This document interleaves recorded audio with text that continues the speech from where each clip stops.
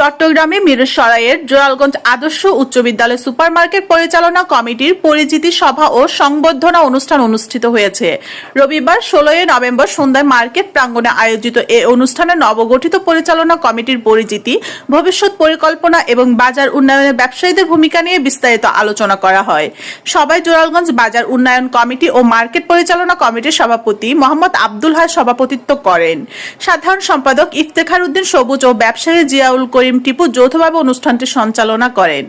অনুষ্ঠানে বক্তব্য রাখেন বিদ্যালয়ের সাবেক শিক্ষক মোহাম্মদ সানাউল্লাহ, সিনিয়র শিক্ষক তারেক নিজামী, শিক্ষক ওসিউর রহমান, জোরালগঞ্জ বাজার কমিটির সাধারণ সম্পাদক মুসলিম উদ্দিন, মিরসরাই উপজেলা প্রেস ক্লাবের সহ সভাপতি রাজীব মজুমদার, হাফেজ আরিফুল ইসলাম, কমিটির সদস্য মোহাম্মদ কামরুল জামাল, মোহাম্মদ মাসুক, মোহাম্মদ হানিফ, মোস্তফা কামাল, বিপ্লব ধর, নাসির উদ্দিন, ব্যবসায়ী মোহাম্মদ ইলিয়াস, সাইফুল ইসলাম, কফিল উদ্দিন আরিফ সহ অন্যান্য সম্মানিত ব্যবসায়ী ও স্থানীয় গণ্যমান্য ব্যক্তিরা।